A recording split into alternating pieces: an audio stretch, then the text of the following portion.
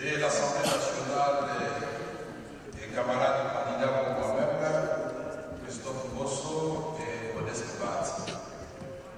Je voudrais vous dire avec émotion combien je retrouve ce micro de l'Assemblée nationale. Ça m'a beaucoup manqué.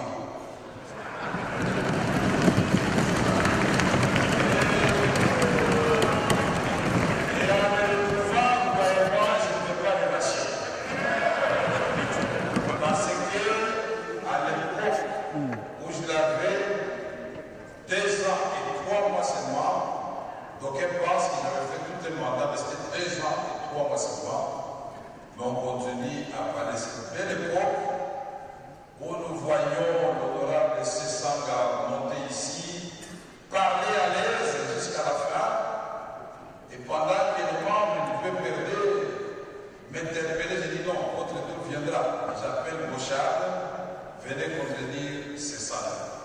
Argument contre argument.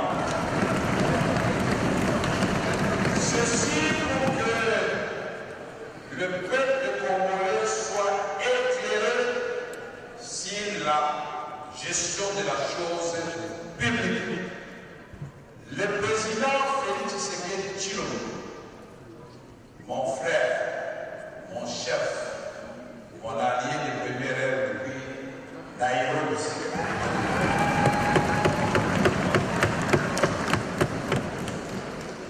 Nous avons démarré la campagne de façon extraordinaire. Sous la pluie, nous avons même demandé au général Kassongo de nous casser pour ouvrir la route.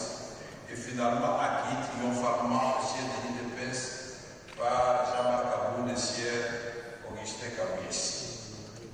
C'est le début, c'est la paternité. Mais je voudrais saluer aussi l'ingéniosité du chef de l'État, qui au départ n'avait pas la majorité, a pu, grâce à sa vision, convaincre nos collègues que je salue chaleureusement, qui sont venus des FCC, parce que tous, finalement, nous sommes les enfants de ce pays pour constituer l'union sacrée qui est devenue désormais notre famille politique. La question de ce jour, il s'agit des primaires. Ceux qui ne savent pas les primaires, c'est-à-dire celui qui va gagner sera le seul candidat de l'Union sacrée après-demain au poste de président de l'Assemblée nationale. C'est un moment important. En réalité, c'est aujourd'hui que vous allez vous exprimer.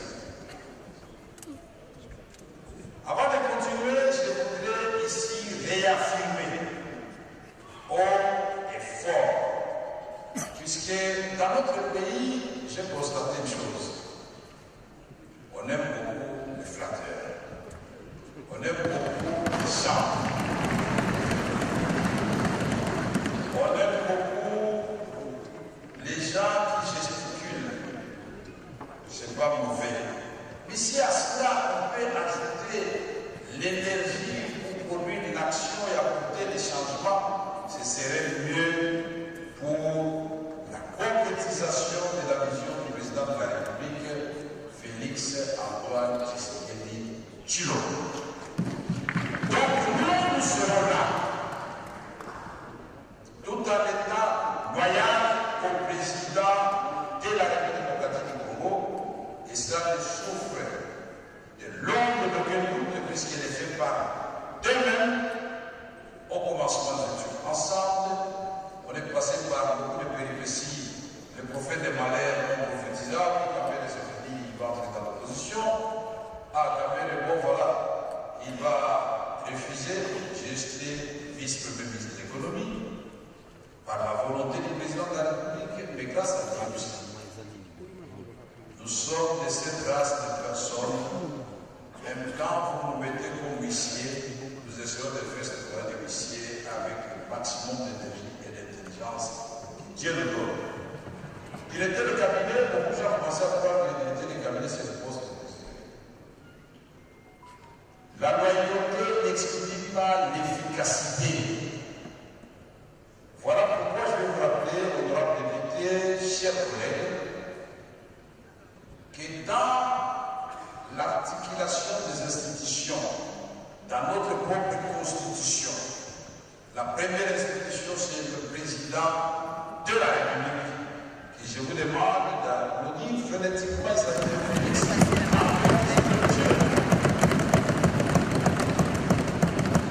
La deuxième institution, c'est l'Assemblée nationale. Et je vous demande de nous applaudir phonétiquement. Nous sommes tous le numéro 2 de ce pays. La troisième institution, c'est le Sénat. Je vous demande d'applaudir aussi. Le gouvernement, c'est la quatrième institution. Et les cours et tribunaux constituent la cinquième institution. Et alors, notre mission, en acceptant cette candidature, c'est d'abord redorer l'image de l'Assemblée nationale, lui donner ses lettres de noblesse. L'Assemblée nationale, c'est la représentation du peuple. Nous méritons respect et cette institution doit prêcher par l'exemple. Redorer l'image de l'Assemblée nationale, c'est la façon aussi de conduire le débat. La démocratie, oui. La contradiction, oui. Mais les invectives, non. Et je vous préviens maintenant, tous ceux qui veulent voter pour moi, que je ne vais pas vous flatter pour vous dire que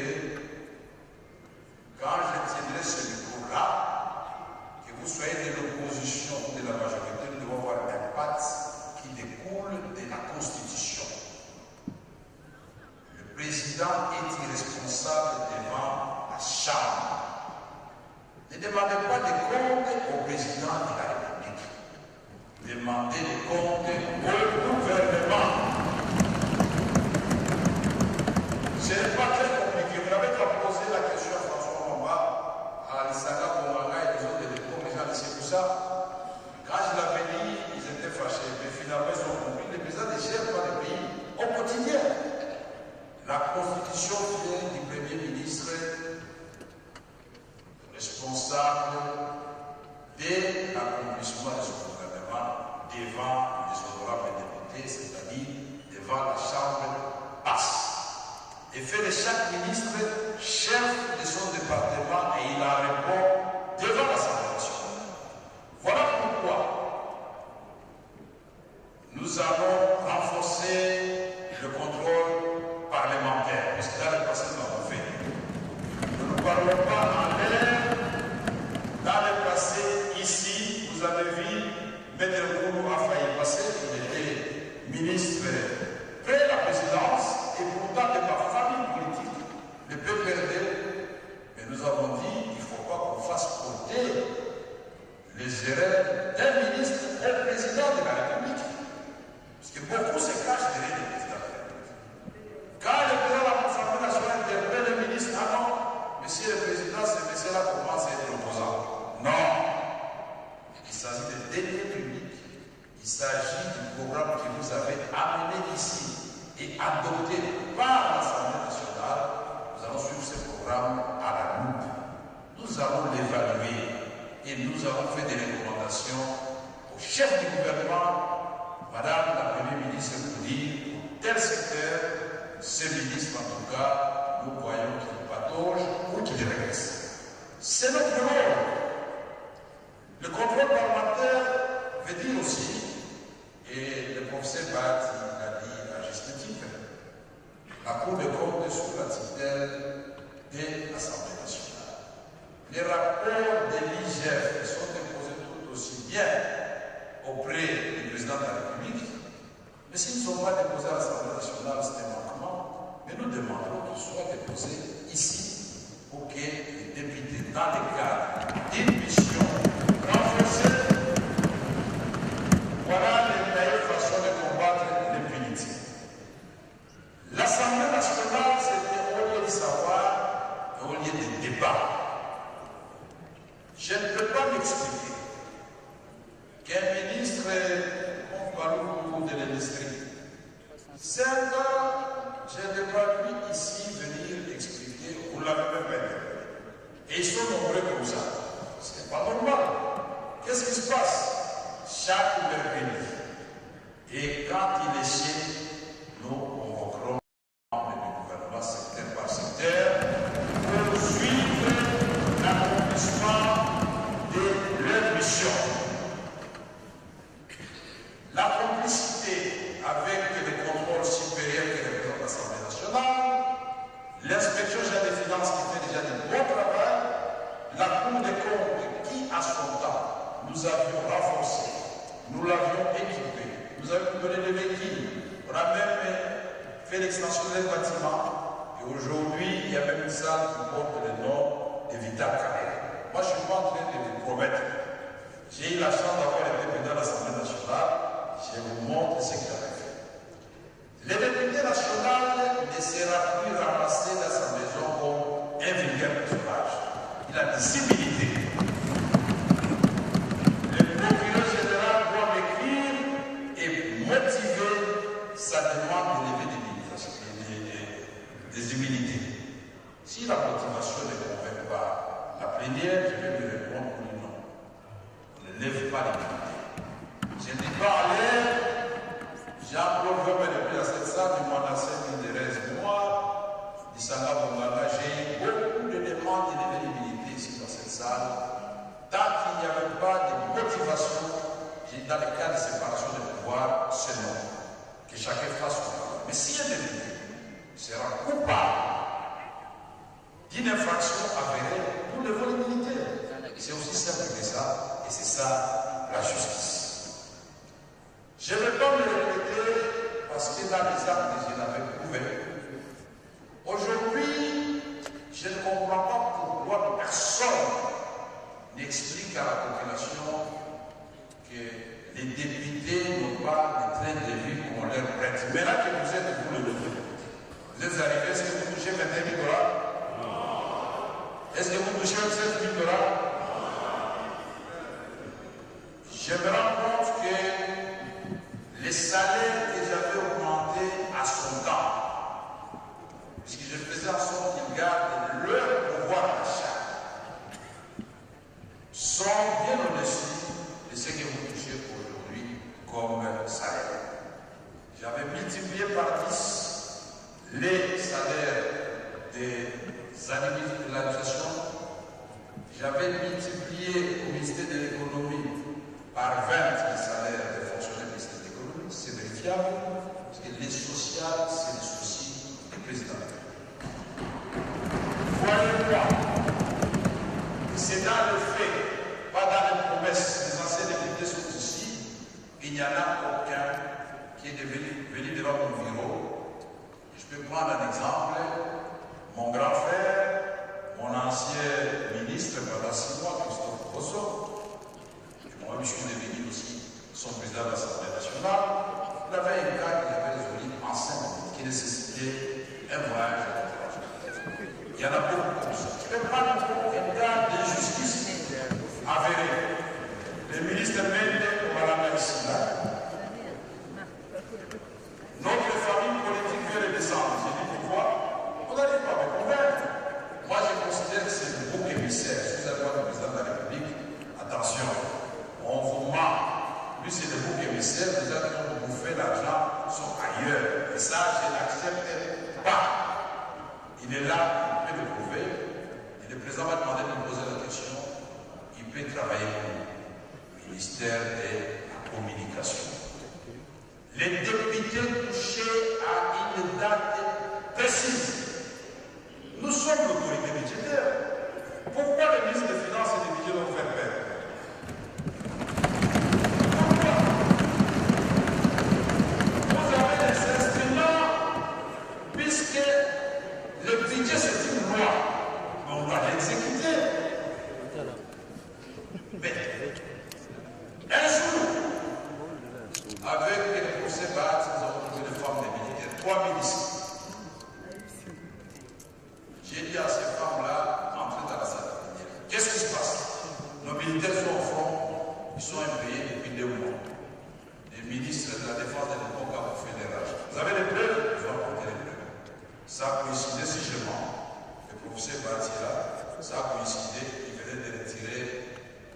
salaire de député. Nous devons savoir nous oublier parfois pour le peuple. J'ai demandé que maman, on vous paye aujourd'hui jusqu'à 2h du matin. On a payé les femmes des militaires. Et j'ai téléphoné au ministre des Finances et du Budget.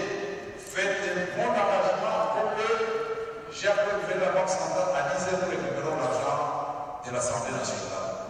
Jean-Claude Massard, voilà, il est là. Il avait payé à 10h de la nuit. C'est ça qui c'est l'autorité. Nous avons fait la diplomatie parlementaire. Nous avons fait plus de 25 pays au monde, y compris le Rwanda qui gagne. Avec mon grand frère Léoké Ouadongo. Au début, il avait peur du Nord. Ce qu'on m'a dit, nous allons à Kigali pour pas nous tirer, nous allons dire que vous là, vous êtes méchants, vous êtes agresseurs, vous suivez chez nous, et nous venons vous le dire en face. La géographie nous commande d'être là, mais si vous voulez que nous vivions en paix, retirez-vous de notre pays et les choses vont aller de l'avant. J'ai pris la parole au Congrès. Députés et Sénat, vous en avez eu pour leur compte, et ça fait date. J'ai été au Burkina Faso, j'ai été à l'Italie, j'ai présidé le Parlement mondial, j'ai été à Madrid, j'étais partout. Bref, la diplomatie parlementaire va venir. Vous allez voyager, pas les mêmes, mais j'ajoute des éléments. Pour les vacances parlementaires, c'est votre droit. Moi, j'avais instauré, c'était respecté. Si ça ne se trouve pas dans les budgets, il faut l'ajouter. Il faut qu'à chaque voyage parlementaire, à l'époque, moi, je donnais 10 000 $. Je ne sais pas combien on donne maintenant. Parce que les députés, la rédivabilité, quelle langue dans ce pays.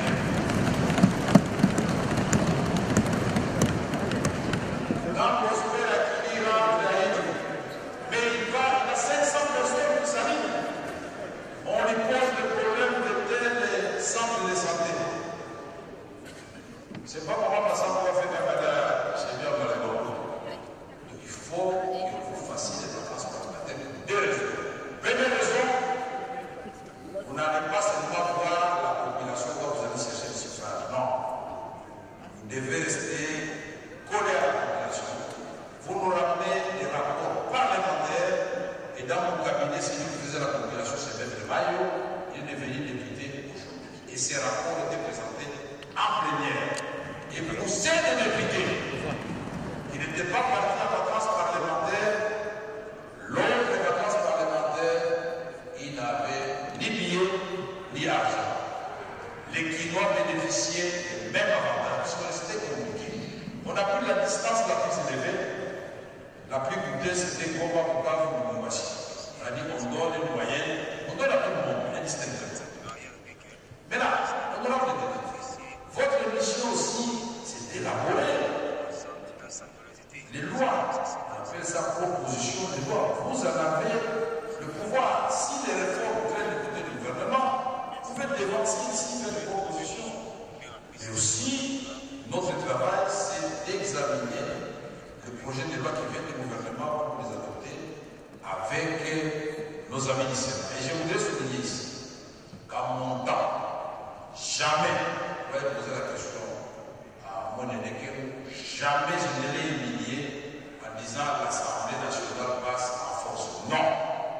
J'arrivais toujours à trouver des ententes avec lui pour que nous adoptions les textes dans les mêmes termes. Pour garder l'harmonie entre les chambres, bien que la Constitution donne à l'Assemblée nationale le pouvoir de se passer de la vie du Sénat. Mais c'est une façon de respecter les gens. Nous voulons dire aussi qu'ici, là, les débats sur les thèmes d'actualité, en commençant par l'agression dont est victime notre pays, ces débats-là doivent avoir lieu et sans cacher quoi que ce soit pour que les gens, les Nord Kivu, les Sud Kivu, les Ituri et de l'ensemble du pays et le reste du monde puissent comprendre que le Congo est effectivement victime de... Oui, je suis encore à 12. Alors, pour que le monde entier comprenne que nous sommes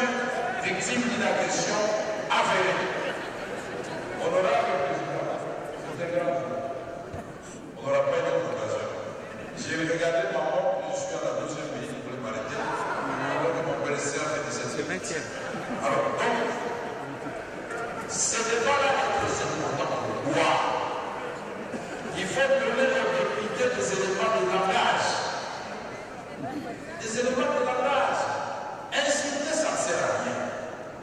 Mais quand vous articulez très bien, vous montrez la misère des Goma, la misère des Luchou, des Bassis, des Drodo, des partout là-bas, des Chabonda, des fils de Baraka, de l'Équateur, des Mongolo et les gens vont comprendre qu'effectivement on ne doit pas jouer.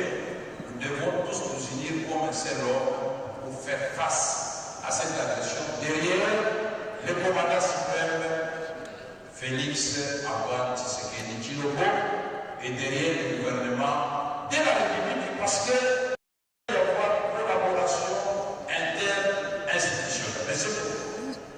Je vais exhorter le président de la République comme à son temps d'instaurer un espace interinstitutionnel où les chefs des institutions se rencontrent et ceci découle de l'article 67 de la Constitution.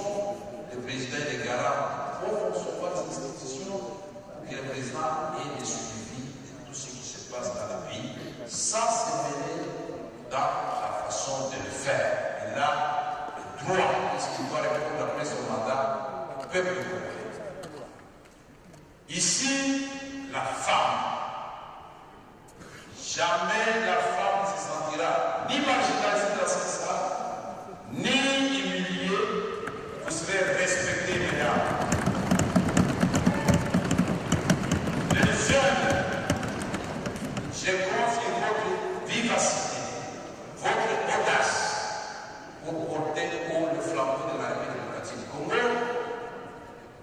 Avec toutes les richesses que nous avons, on peut faire des miracles. Au niveau du PCR, nous n'avons pas attendu. Quand le président a prononcé son discours, il a fait 6 priorités. Les voici traduits en actes. Et nous avons eu le privilège de nous les remettre et de remettre à Madame la Première ministre comme contribution. C'est d'une part les actions à prendre, les coûts, la durée et l'évaluation. Les routes, mais comment vous allez construire des routes avec l'argent de l'État? L'autoroute. Ça ne se fait plus comme ça. On fait ça en BOT et vous donnez le péage et nous aurons des routes qui vont relier d'autres provinces de la République démocratique du Congo. La salubrité, est-ce que peut-être on va vraiment les faire au niveau là? Mais les députés sont là, ils regardent, vous laissez les gens tranquilles. Non. On doit travailler, on doit secouer les cocotiers dans le bon sens. Je voudrais rassurer la Première ministre que nous aurons une collaboration des respectabilités mutuelles et des complicités pour faire avancer les affaires de l'État. Mais ceci ne veut pas dire quand l'Assemblée nationale constate qu'il y a quelque chose qui ne marche pas, on va laisser tranquille. Vous vous rappelez, à l'époque, même Papa Gizenga, je l'avais appelé ici. Le juge a dit, il y a un niveau. Il était venu s'expliquer. Et il a répondu à François Mamba, je me souviens que le pays c'était le métier. Donc sentez-vous à l'aise. J'avais beaucoup de choses à dire, mais je sens que vous me demandez de m'arrêter là. Sinon, j'avais un projet de secret à vous donner. Mais je le ferai quand vous m'aurez élu président de l'Assemblée nationale. Et je demande vos suffrages et je dois ressentir par vos applaudissements frénétiques. La République démocratique du Congo, ce n'est pas un menu frétard, c'est un géant cœur de l'Afrique. Il doit retrouver sa place. 2 345 000 km², 120 millions de terres arabes, réserve de bassins d'eau, deuxième forêt du monde, tous les métaux dont on parle pour la voiture électrique, c'est chez lithium, cobalt, coltan, etc., etc. Et tout cela doit faire en sorte qu'il y ait jonction entre l'intelligence et la pratique pour produire le changement dans notre pays. Quand le Congo va se réveiller, vous allez voir que l'Afrique va marcher, il y aura pas des gens qui vont traverser pour aller prendre des risques de se noyer dans la Méditerranée. Et nous avons fait la jonction Cape Town, nous arrivons déjà Lubumbashi, il faut remonter jusqu'à l'Égypte et partir des plans de jusqu'à Mombasa. Voilà l'Afrique que nous voulons. Et en tant que panafricaniste, je voudrais remercier le président Félix Antoine Tshisekedi Tshilombo, lui qui a eu le courage d'affirmer au effort les justices dont j'ai d'autres pays, lui qui a expliqué au monde entier grâce à sa vision que si vous laissez les Congos tranquilles, les Congos constituent déjà 50% des solutions, que ce soit les changements climatiques, que ce soit la faim dans le monde, il résorbe 2 fois le déficit alimentaire mondial, que ce soit la crise d'eau, en 2050, ce sera catastrophique. C'est sur le Congo encastré à côté des désert. Monsieur le Président, merci beaucoup de nous avoir compté parmi vos candidats. Il y a des éléments que je ne peux pas dire ici parce que je suis un homme d'État tout simplement. Et je suis candidat comme les autres candidats. Que les meilleurs l'emportent, je demande vos suffrages. Et après ça, je vais garder la même humeur, je vais saluer tout le monde et je resterai loyal au président de la République que je gagne et que je perds. Merci beaucoup.